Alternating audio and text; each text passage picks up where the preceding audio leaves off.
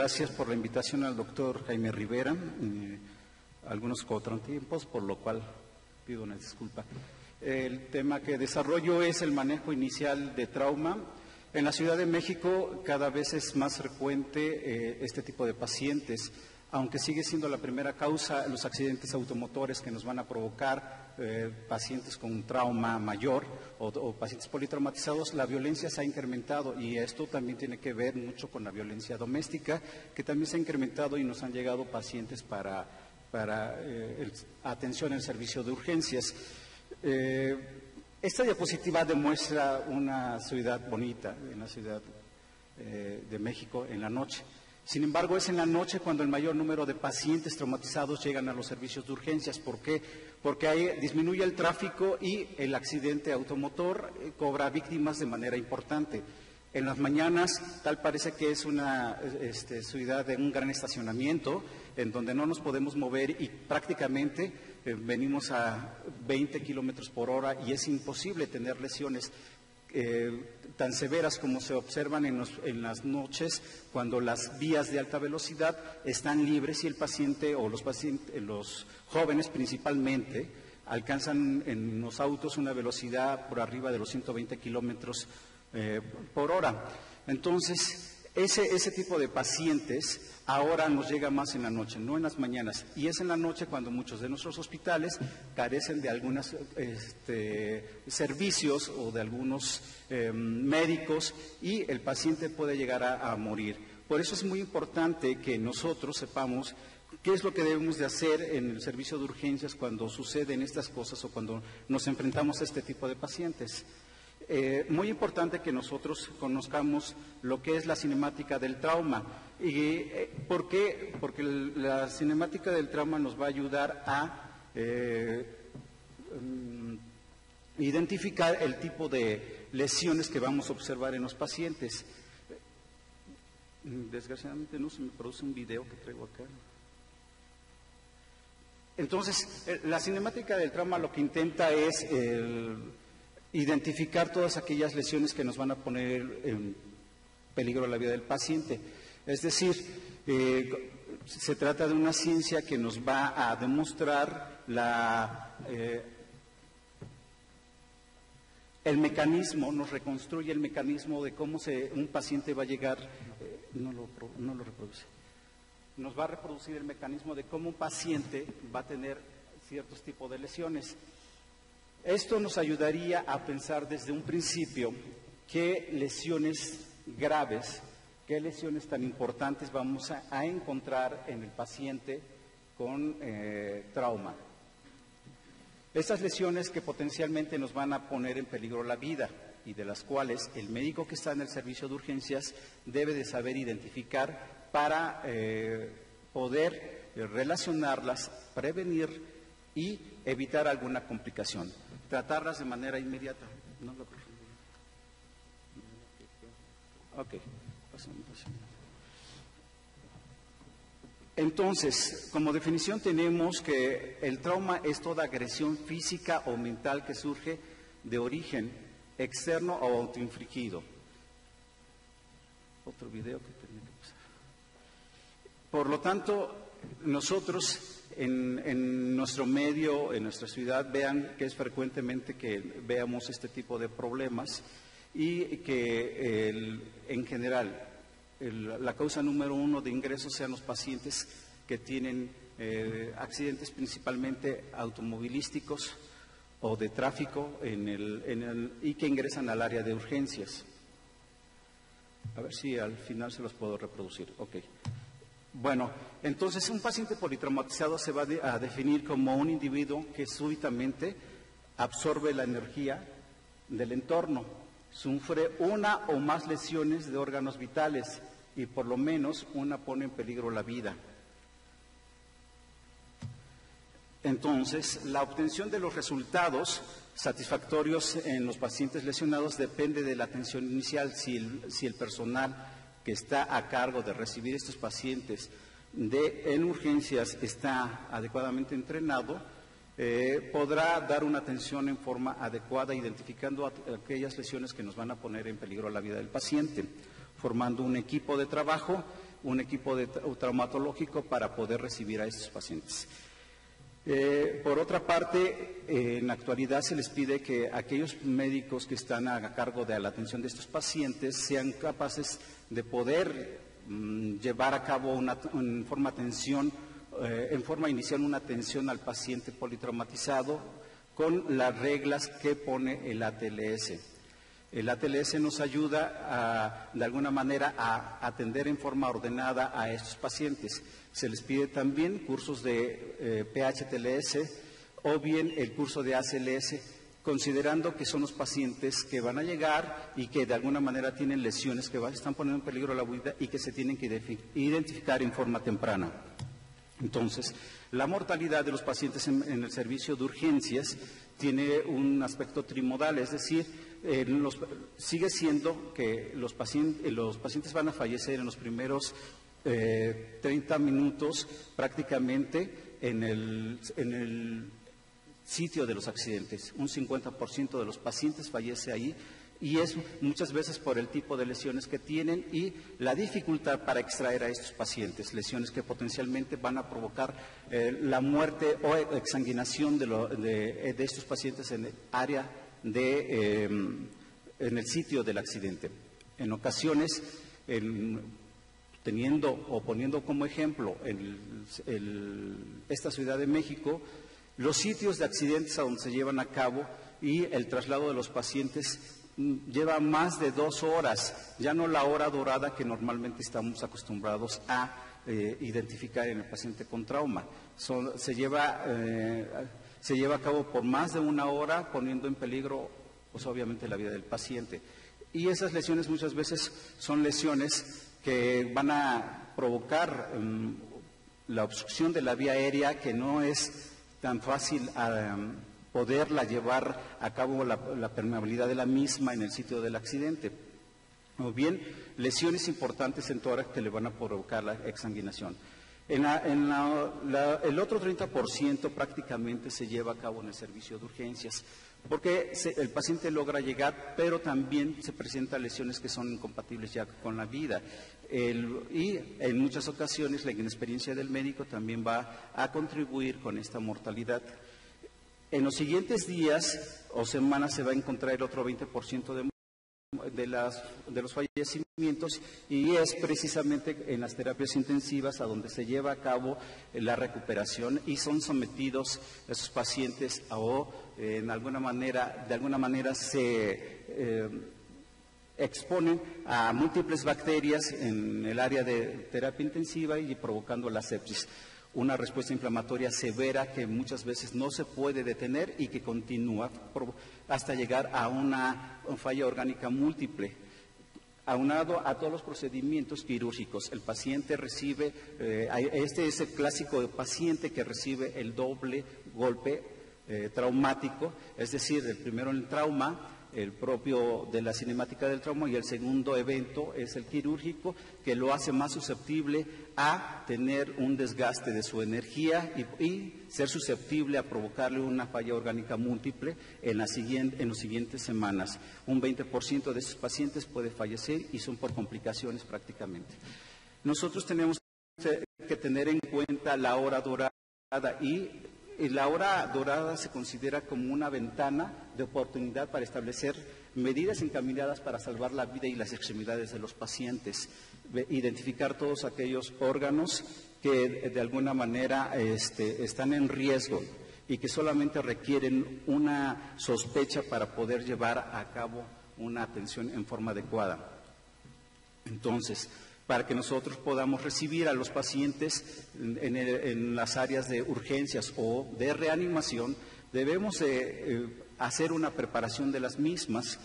Esto, tener las cánulas orotraqueales para el manejo de la vía aérea en forma inmediata, el carro rojo, equipos de venodisección, ventiladores y bombas de infusión para en caso de que se requiera, y obviamente los monitores para ponerlos inmediatamente. Esta área debe tener soluciones colgadas en el momento que llega el paciente, no estar buscando en dónde están las soluciones, sino simplemente el equipo entrará ahí a trabajar y no más de 3 personas para poder llevar a cabo primero el manejo adecuado de la vía aérea y después la canalización con soluciones cristaloides. Bien, esta es una área de reanimación de los hospitales a donde yo laboro y prácticamente aquí recibimos un promedio de 6 pacientes durante el día con lesiones múltiples. Prácticamente en hospitales privados, vean, incluso tiene el riel para el rayos X y evitar trasladar a los pacientes a otro lado.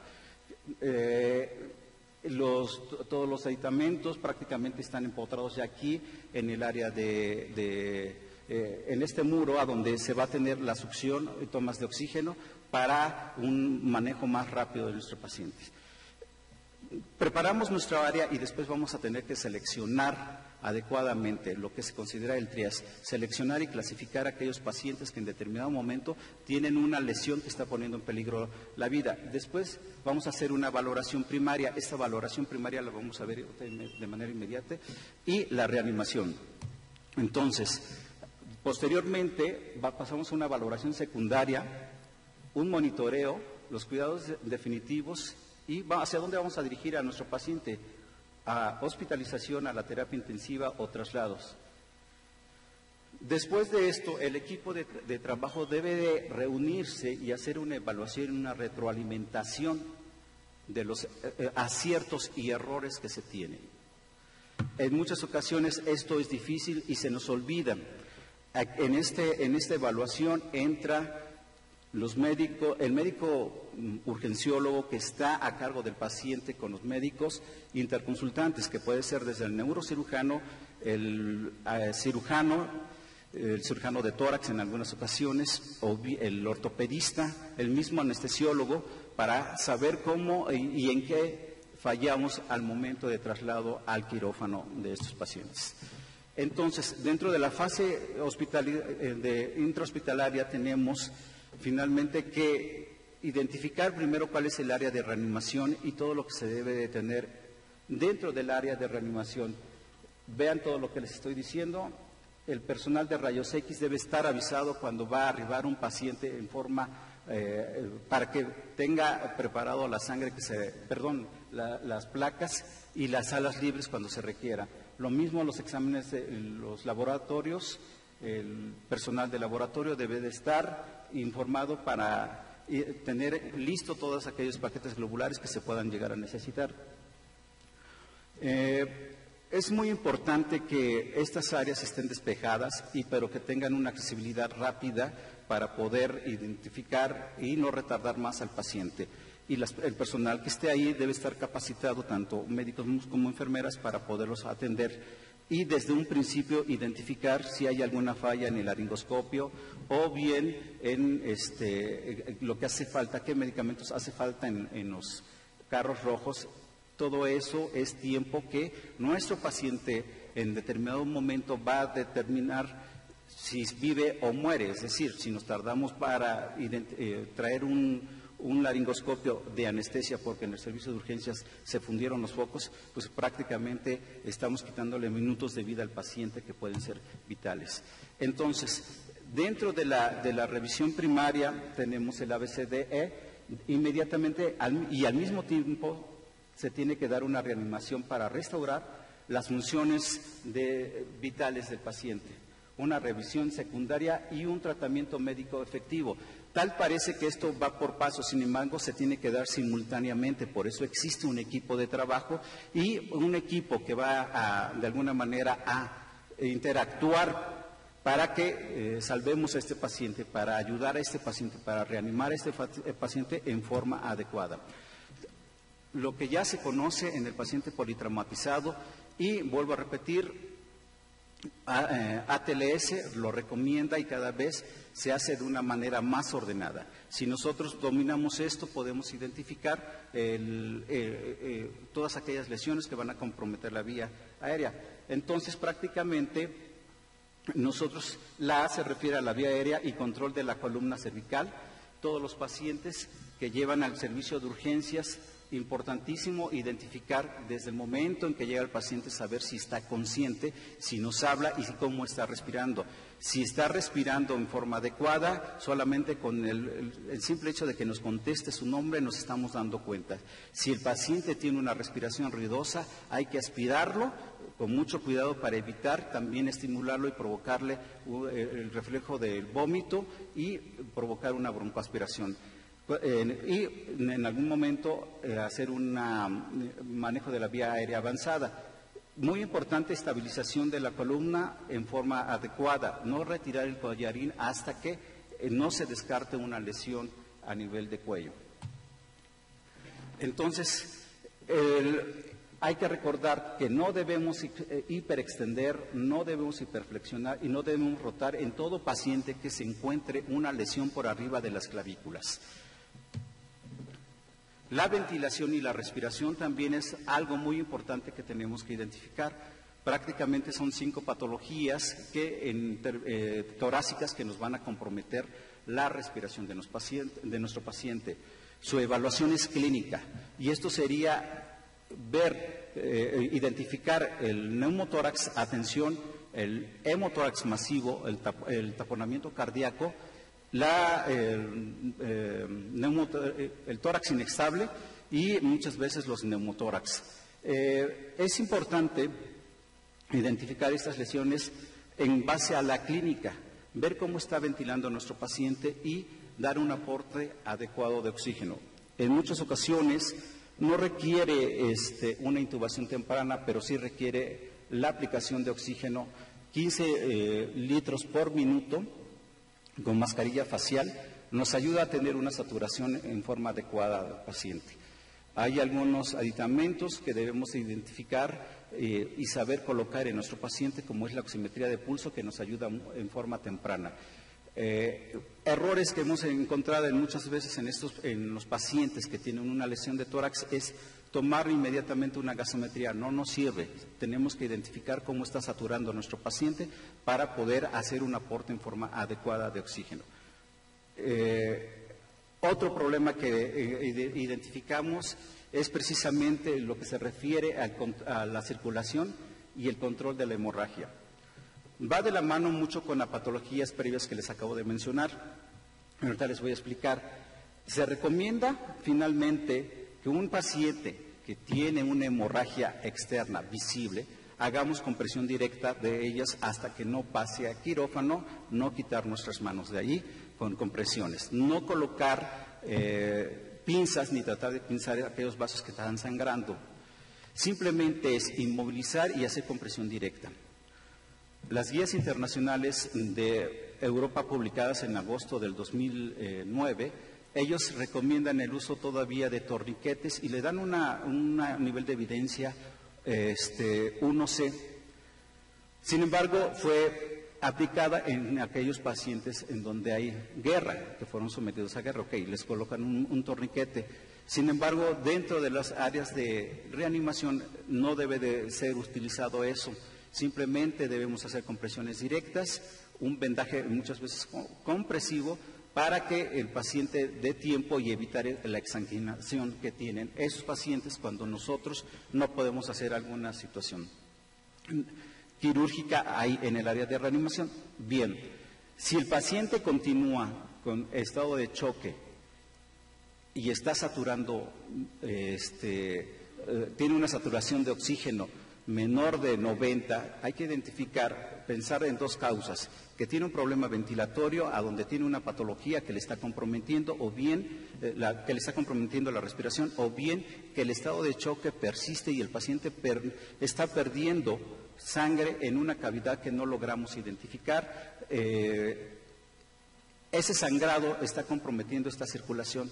Por lo tanto, en ese momento es cuando tenemos que identificar y saber que toda hipotensión después de un traumatismo se debe considerar como un choque hipovolémico hasta no demostrar lo contrario. Siempre importantísimo que en el paciente, cuando llega al servicio de urgencias, se debe de canalizar 2 vías para empezar a la infusión de soluciones cristaloides. La D, que se refiere a la disfunción neurológica, es el ADVI, vean, estas son lo que significa cada una de estas letras. Cuando se tiene la experiencia, utilizamos la escala de Coma-Glasgow de manera inmediata. Esto es muchas veces para que el paramédico esté identificado y sepa decirnos cómo está el paciente. Es una forma más rápida que aplicar una escala de Glasgow cuando no estamos relacionados con ellos.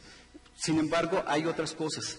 ¿Cómo sería la simetría pupilar? Tenemos que ver cómo están estas pupilas, porque si identificamos esto, el paciente debemos sospechar como primera causa que lo va a llevar a la muerte sería un hematoma epidural, y desde un principio debemos identificar para saber hacia dónde vamos a dirigir nuestras interconsultas y el médico neurocirujano esté preparado para operar a estos pacientes. El patrón respiratorio obviamente también tiene que ver mucho, y que en determinado momento, si el paciente tiene un compromiso, una herniación o lesiones a nivel del tallo, va a comprometer la vía respiratoria, que nos hablaría en algún momento de que este paciente tiene un trauma craneoencefálico severo y que debemos de saber resolverlo en forma temprana.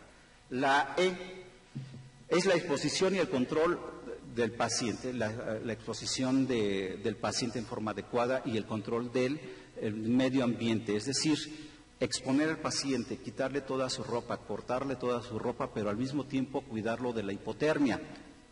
Estamos acostumbrados a que llega el paciente y le recortamos toda su ropa, lo exponemos y nos olvidamos de cubrirlo. Por otra parte, muchas veces en este tiempo, prácticamente noviembre, diciembre, enero y febrero son los tiempos de frío en la Ciudad de México, y muchos de estos pacientes con hipotermia llegan fríos y que debemos de cuidarlos, y por lo tanto las soluciones que coloquemos en ellos, soluciones cristaloides que vamos a colocar, deben estar previamente calentadas a 39 grados, y esto nos va a ayudar a que el paciente se perpetúe con la hipotermia. El choque hipovolémico más hipotermia puede condicionarnos o aumentarnos aún más la mortalidad del paciente en el servicio de urgencias. Entonces, si tenemos caliente el área de reanimación, vamos a evitar de una manera externa que nuestro paciente caiga en hipovolemia. Los errores observados durante la evaluación primaria es precisamente la inexperiencia que se tiene para tratar a estos pacientes. Muchas veces creemos que es muy sencillo, sin embargo, no llevamos a cabo un adecuado orden de la valoración primaria, y queremos saltarnos olvidándonos de una lesión que nos está poniendo en peligro la vida. En muchas ocasiones son víctimas múltiples, rebasan la capacidad para que nosotros podamos atender a todos ellos. Es decir, hay 2 o 3 médicos para 9 pacientes que van llegando en una ambulancia o en 3 ambulancias, que en muchas ocasiones nos traen 3 pacientes cada ambulancia, y los 3 de ellos son graves. Entonces, nos rebasa nuestra capacidad, y ahí debemos de saber elegir qué paciente tiene lesiones que potencialmente van a poner en peligro su vida y resolverse. Y también saber en qué momento esos pacientes han sobrepasado esas lesiones, y la gravedad del paciente ya no va a ser más, sino que lo va a llevar a la muerte del paciente. Son pacientes que se quedan que llegan al área de reanimación en un estadio 4 del estado de choque, y por lo tanto la reanimación va a ser retardada en ellos. Por lo tanto, debemos buscar aquellos pacientes que todavía son salvables, es decir, aquellos en donde una acción nuestra le va a mejorar su vida del paciente. Cuando tienen un índice de severidad de lesión elevado por arriba del 25 puntos, esto le va a provocar se va a acercar a una mayor mortalidad. Un bajo nivel de conciencia, obviamente no del paciente, sino muchas veces del médico. Y esto porque en ocasiones la inexperiencia hace retirar los cuerpos extraños, provocando sangrados y la muerte en el área de reanimación. Todos estos instrumentos deben de retirarse en los quirófanos. Cuando nuestro paciente requiere una atención o un manejo de la vía aérea, se debe identificar desde un principio y siempre llevar a cabo una intubación en forma temprana, corregir siempre tratando de estabilizar la columna en el momento que se va a llevar a cabo la intubación. Esto es mal, quise traer esta fotografía porque son dos situaciones en donde muchas veces lo vemos que el médico, ya sea el médico residente o el médico que está a cargo del paciente, retira el collarín y ¿qué es lo que provoca? Pues estos movimientos que son completamente erróneos en la atención del paciente con trauma. Desestabilizamos la columna y podemos provocar una lesión mayor a lo que tiene el paciente, recordando que todo paciente que llega al servicio de urgencias, si tiene una lesión, no provocar una lesión más de la que ya tiene el paciente. En el caso de los pacientes que tienen lesión de columna, pero que tienen una respiración adecuada, podemos llevar a cabo una intubación nasal o bien en una vía aérea quirúrgica cuando está indicado. Y esto se recomienda cuando los pacientes tienen heridas penetrantes en cuellos con lesión de tráquea, de laringe, que nos están comprometiendo la vía respiratoria, o bien en aquel paciente que lleva a cabo una intubación, que tiene una intubación difícil y no podemos tener un acceso en forma adecuada. Debemos aprender o debemos tener en cuenta que hay que hacer una vía quirúrgica en forma temprana. El Convitube, la mascarilla laringea y la mascarilla facial, en muchas ocasiones no nos van a ofrecer ventajas con la intubación orotraqueal. Por lo tanto, se le pide al médico de urgencias que sea un experto, al igual que la mayoría de los que están aquí, anestesiólogos, un experto en manejar la vía aérea para evitar estas complicaciones y provocar la muerte de nuestro paciente. En muchas ocasiones, cuando es una vía aérea difícil, como en los quemados, una intubación temprana nos evitaría estar corriendo que se nos complique el paciente. Son pacientes jóvenes que en determinado momento no tienen algún compromiso y decimos aguanta, pero en unos instantes, con la aplicación de líquidos, con la aplicación de medicamentos, este paciente se vuelve difícil de accesar en la vía aérea. Entonces, lo identificamos e inmediatamente hay que hacer una intubación en forma temprana y adecuada. Para el manejo de la circulación, siempre se ha recomendado no utilizar los catéteres centrales, precisamente por esta ley. Si nosotros colocamos catéteres centrales largos, su longitud del catéter nos va a retrasar más que ayudarnos. Por lo tanto, se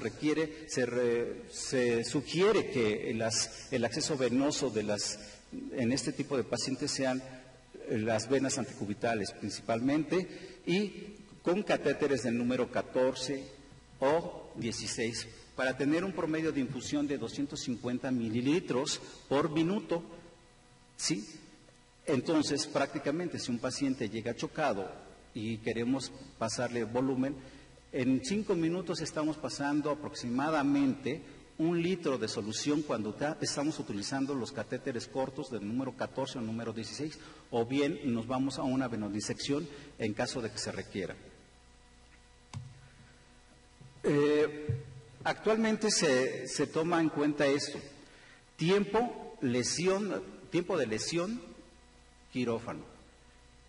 Las guías internacionales para el manejo del paciente con choque hipovolémico o hemorragia recomiendan como es su recomendación número 1 y con un nivel de evidencia 1A, que el paciente identificado que requiere un tratamiento quirúrgico pase a quirófano para que se resuelva y evitar ese estado de choque prolongado. Si nosotros no entendemos eso, nos quedamos con el paciente y estamos reanimándolo, pasándole grandes cantidades de soluciones, lo que vamos a provocar es que el paciente caiga en una coagulopatía y provoquemos algunas alteraciones que ustedes ven más frecuentemente en el quirófano, ya dentro del quirófano, cuando están operando al paciente. Cuando a este paciente se le han pasado grandes cantidades de volumen, tratando de restablecer ese estado de choque, de recuperarlo del estado de choque. El paciente, obviamente, si no tenemos acceso de detener la hemorragia, como sucede en los hemotórax masivos, como sucede en el taponamiento cardíaco, como sucede en las hemorragias por fracturas de pelvis, esto nos va a generar que el paciente persista con el estado de choque. Si no entendemos que tiene que pasar al área de quirófano, para llevar a cabo un tratamiento quirúrgico de estas lesiones, entonces lo que vamos a generar es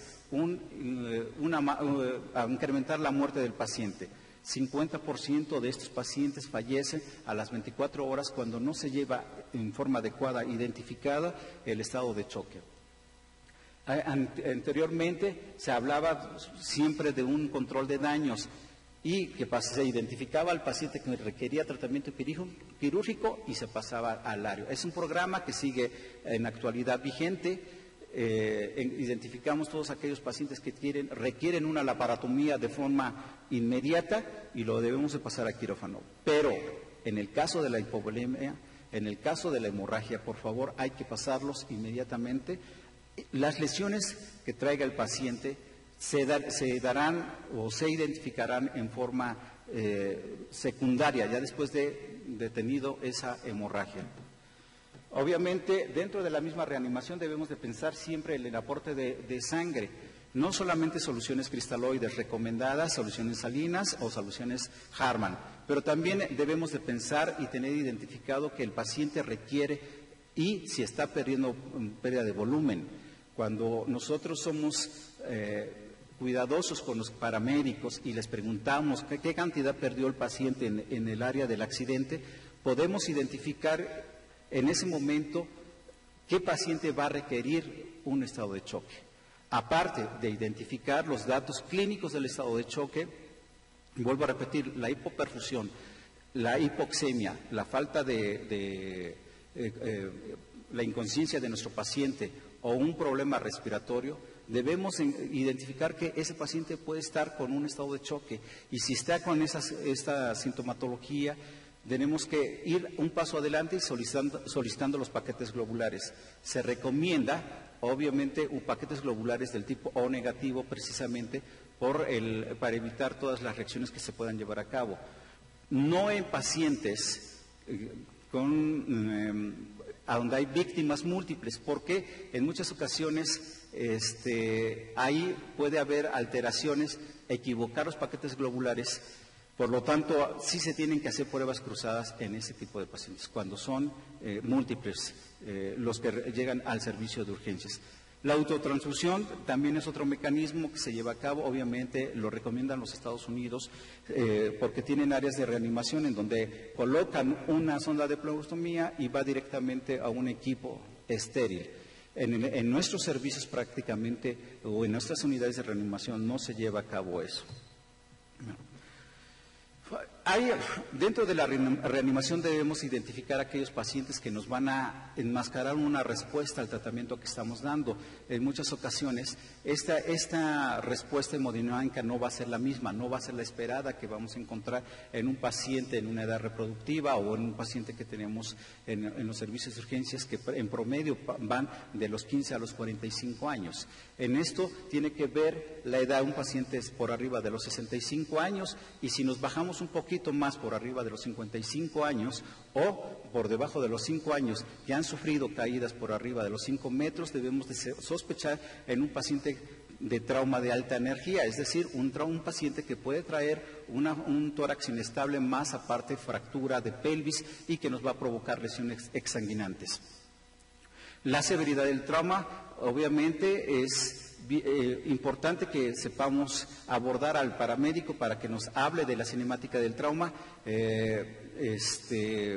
y de esa manera tratar de identificar aquellas lesiones que nos están poniendo en peligro la vida del paciente.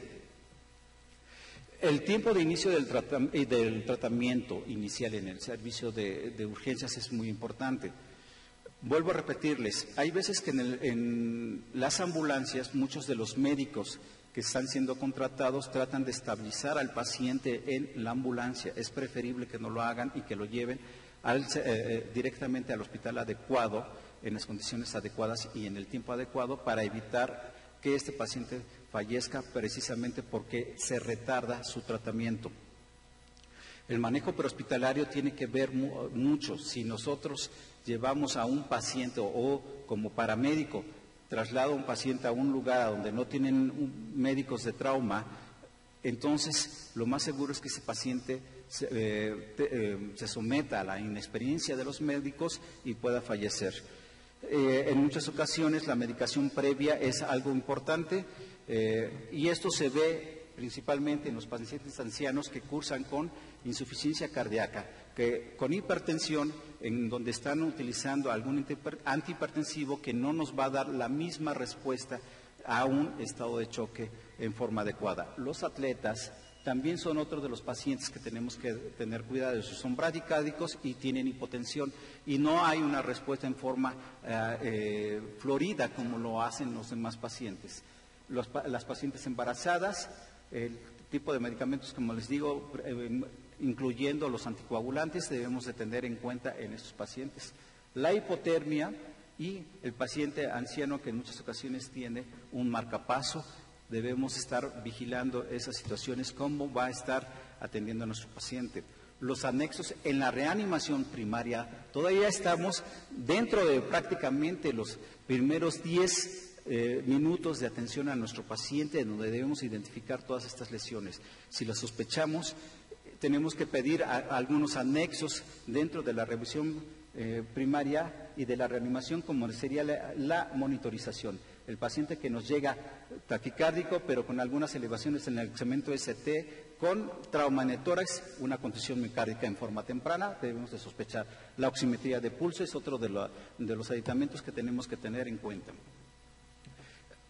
Se habla de la colocación de la sonda nasogástrica en forma adecuada y esto una vez que se haya mantenido una vía aérea en forma adecuada y veamos que el paciente tiene una distensión abdominal. En muchas ocasiones esa distensión abdominal le provoca alteraciones para el trabajo ventilatorio de nuestro paciente. La diuresis. La sonda Foley debe estar colocada también dentro de la reanimación primaria, porque eso nos va a estar ayudando desde un principio la cantidad de orina que traía nuestro paciente y si nuestra reanimación con los líquidos es la adecuada. En ocasiones hay contraindicaciones para colocar una sonda Foley en forma inicial. Bueno, lo vamos a ver más adelante.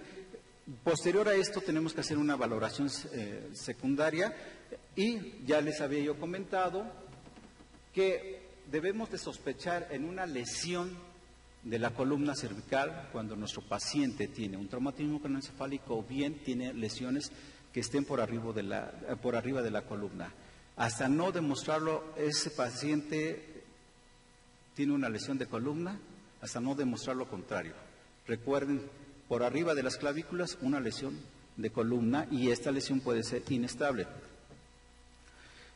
Dentro de la revisión secundaria existe también una mnemotecnia que utilizamos, que es el AMPLIA, para identificar rápidamente a los pacientes. Una historia clínica breve que nos va a ayudar a conocer algunos antecedentes del paciente, cómo sería precisamente si tiene alergias, si toma algún medicamento, si tiene patologías previas, o bien pacientes en edad fértil, mujeres en edad fértil.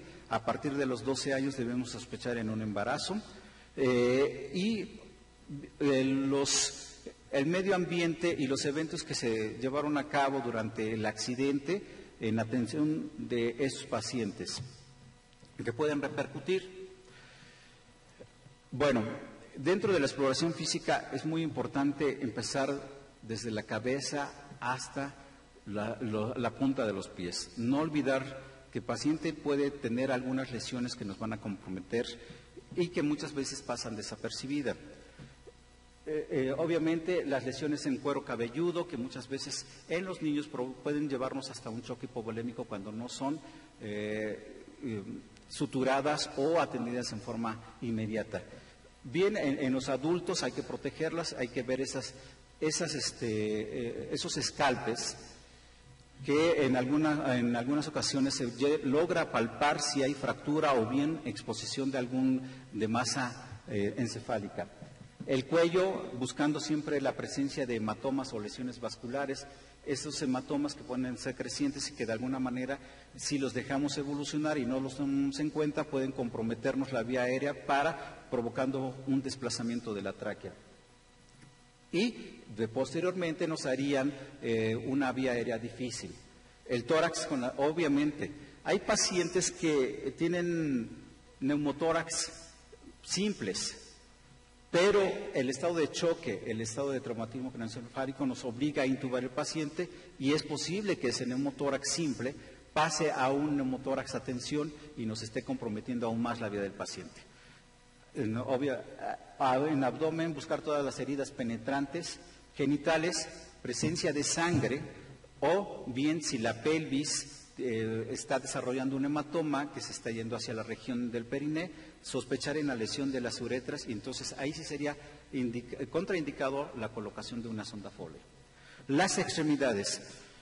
Dentro de la valoración primaria le habían agregado, algunos autores han agregado la F de fracturas, y precisamente las extremidades hay que identificar las fracturas e inmovilizarlas. Entonces decían A, B, C, D, F, F de fracturas, para tener en cuenta que nosotros una fractura que identificamos en el servicio de urgencias hay que inmovilizarla, o bien si trae alguna férula neumática, no quitarla hasta que tengamos todo preparado, o bien tomando las radiografías pertinentes, pero no trasladar al paciente con esa extremidad fracturada o esa fractura inestable.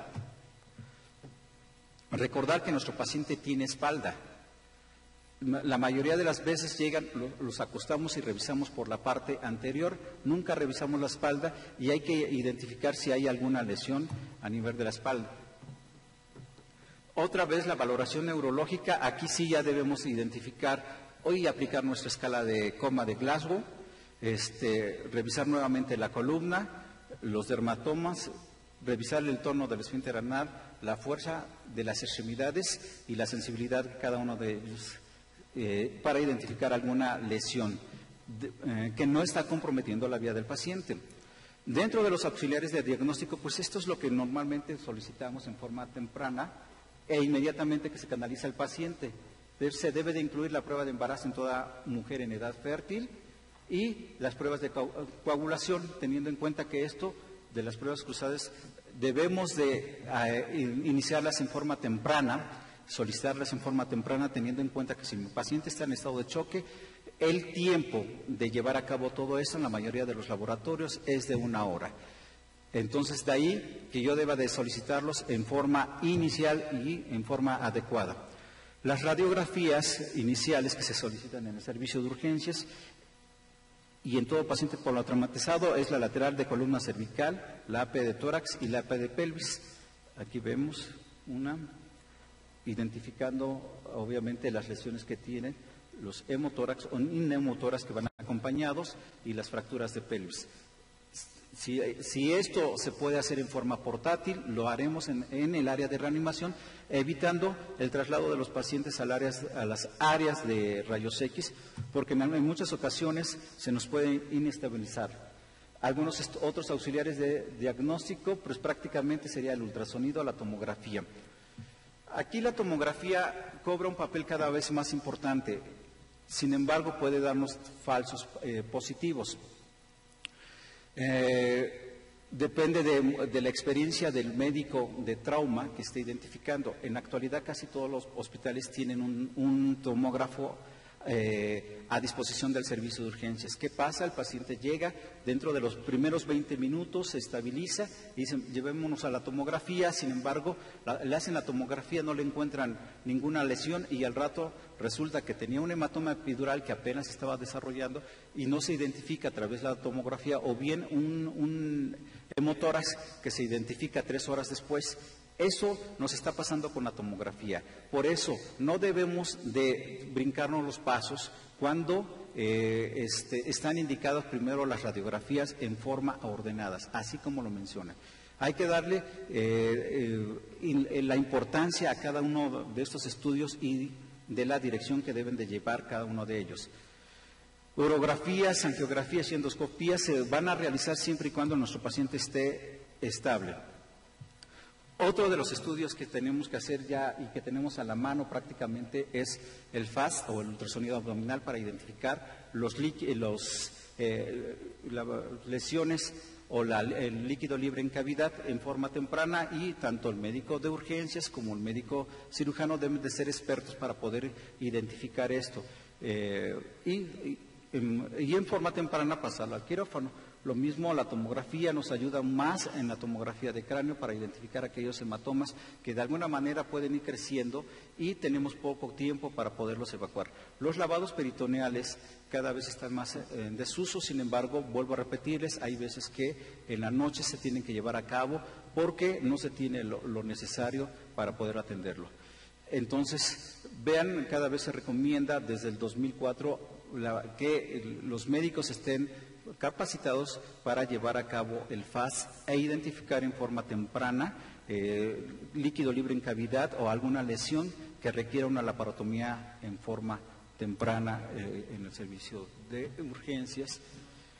Bueno, entonces, la sensibilidad que tiene el FAS para el líquido va del 68 al 86%, y una especificidad del 93 al 99%, siempre y cuando sea en médicos expertos.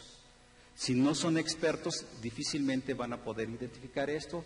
Muchas veces tenemos médicos radiólogos o imagenólogos que nos están ayudando en los servicios de urgencias dentro del hospital. Sin embargo, no tienen la experiencia y esto nos genera muchas veces resultados que pueden someter a un evento quirúrgico o, lo peor de todo, que mantengamos al paciente ahí en el servicio de urgencias y se nos esté perpetuando el estado de choque.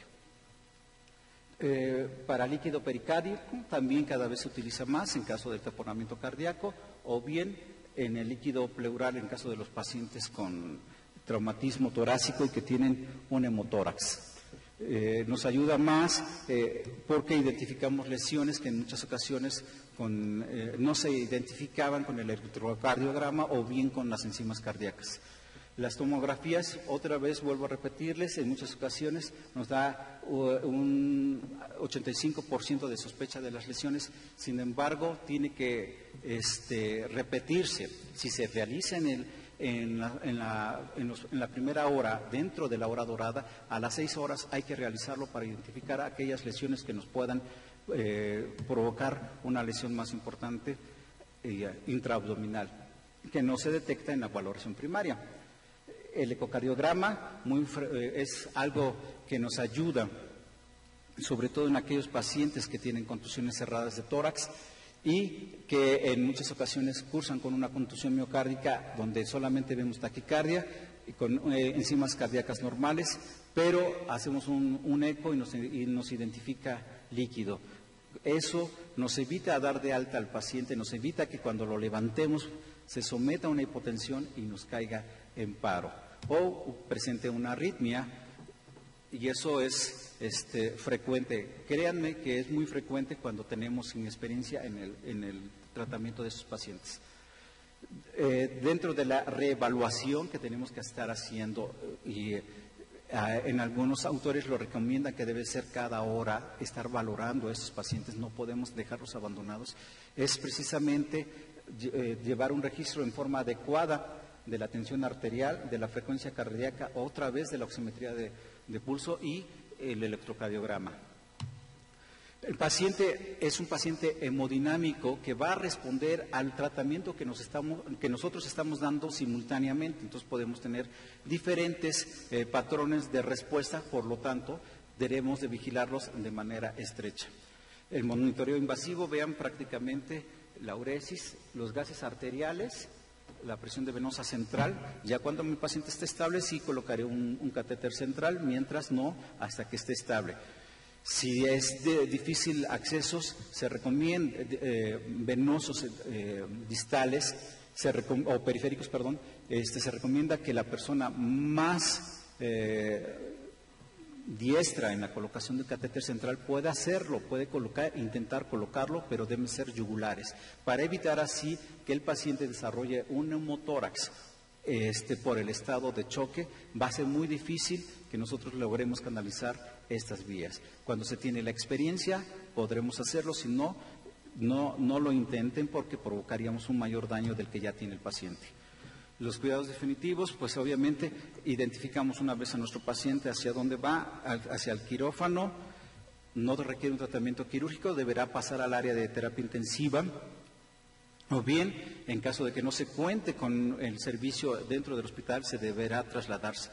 El traslado siempre se debe de comunicar médico a médico. ¿Sí? El médico que lo envía es responsable, el médico que lo recibe todavía es más responsable. Aquí es importante saber en qué condiciones está nuestro paciente y qué es lo que le vamos a ofrecer en este hospital. Si esa lesión que tiene el paciente no va a comprometer la vida en el trayecto de traslado. Ok. En ocasiones utilizamos vía aérea para trasladarlos a estos pacientes, teniendo en cuenta que algunas de las lesiones que tiene nuestro paciente pueden complicarse durante el transporte aéreo. Debemos de tener en cuenta esto: la hipotermia, la coagulopatía y la acidosis, la triada de la muerte, que tanto nos recomiendan que debemos de evitar. Un aporte en forma adecuada de líquidos es algo que debe de ser desde forma temprana realizada, calentando siempre los líquidos a 39 grados para evitar precisamente que el paciente caiga en hipotermia. Los errores de juicio que vemos, vean, es esto: el médico no es capaz de cuantificar la cantidad de volumen que está perdiendo el paciente. No identificamos cuando es un trauma cerrado, o bien se nos olvida preguntarle en el lugar del accidente, cuando un paciente tiene una herida o una lesión, una fractura o una amputación, qué tanto sangró en el lugar del accidente y cuánto tiempo se han llevado en trasladar a este paciente. Ese error de juicio nos puede llevar a que no nos demos cuenta de un estado de choque que es persistente. La cantidad de volumen que estamos pasando en muchas ocasiones, no llevamos un recuento y pasamos volumen, encharcamos al paciente. La primera hora se recomienda para que el paciente responda al estado de choque es de 1 a 2 litros. O bien la regla que recomienda ATLS y los cirujanos y el Colegio Americano de Cirujanos es pasar por cada 100 mililitros, pasar 300 mililitros. Por cada 100 mililitros de sangre perdido, pasar 300 mililitros en bolos. En algunos otros artículos se recomienda de 1 a 2 litros por hora, obviamente en la primera hora, para evitar precisamente esto. Si el paciente está inestable, ya les dije, tenemos que verificar si está en forma adecuada intubado, si está en forma adecuada corregida los problemas torácicos, tanto el neumotórax a tensión como el hemotórax masivo. O bien si nuestro paciente tiene alguna lesión en pelvis y esa pelvis le está provocando un sangrado mayor. En caso de que esto sí es frecuente que nos enfrentemos, el cirujano que solicita una valoración preanestésica y retarda la cirugía, eso ustedes lo saben, estudios no justificados, las lesiones ocultas y procedimientos no indicados dentro de la valoración primaria y secundaria para la atención de sus pacientes y que muchas veces lo complican. Entonces, para finalizar aquí, vean, ATLS no está muy alejado de lo que nosotros hacemos. ATLS nos da un esquema cómo tenemos que llevar a cabo para mejorar las condiciones de nuestros pacientes. A nosotros nos toca tener un juicio de estas lesiones y de cómo va respondiendo al tratamiento que nosotros estamos instaurando en nuestro paciente. Vean, siempre ATLS va a decir: identifiquen al paciente inestable para llevar a cabo el control de daños por medio de una cirugía inmediata. El paciente persiste inestable, después de la cirugía, pues tendrá que pasar a una unidad de cuidados intensivos.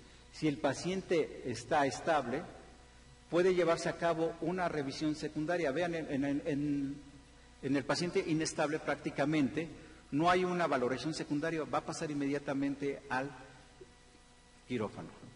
Por lo tanto, prácticamente ustedes tendrían que seguir esta secuencia dentro del quirófano, por lo tanto es muy importante que también la conozcamos. Si el paciente está estable, lo vamos a llevar a cabo la revisión secundaria, la exploración completa y la valoración de una tomografía, sobre todo si tiene un Glasgow menor de 8 y tiene asimetría pupilar, pensando en un hematoma que está creciendo, un hematoma epidural y que requiere una evacuación en forma temprana. Entonces, si mi paciente continúa inestable, debemos de pasarlo en el área de quirófano, pasarlo a la terapia intensiva para que ellos continúen con el protocolo de atención en el paciente politraumatizado. Identificar aquellas lesiones que van a poner en forma secundaria, ahora sí en peligro la vida del paciente, y llevar a cabo todos los estudios necesarios. Si el paciente está estable, sin embargo, por el mismo mecanismo de lesión requiere de un monitoreo continuo, deberá pasar a la terapia intensiva porque en cualquier momento se nos puede llevar a cabo una inestabilidad, o bien, si el paciente está estable, pero la lesión que tiene no está comprometiendo la vida del paciente, puede ser una cirugía retardada y dependiendo de los hallazgos tendremos que solicitar una valoración al área de terapia intensiva para que continúe. Debemos entender que un paciente politraumatizado en muchas ocasiones no se identifica en forma temprana una lesión y puede continuar progresando esta lesión y generarnos un compromiso de su vida. En muchas ocasiones los estados de choque dicen que se estabilice en el área de reanimación, en el área de trauma choque, y hasta que no esté estable no lo vamos a pasar a la terapia o no lo vamos a pasar al quirófano. Esto es imposible de hacer muchas veces dentro del área de trauma choque. Me parece que eso es todo hasta ahorita. Si hay alguna pregunta, doctor Rivera, ahorita o más al rato. Muchas gracias.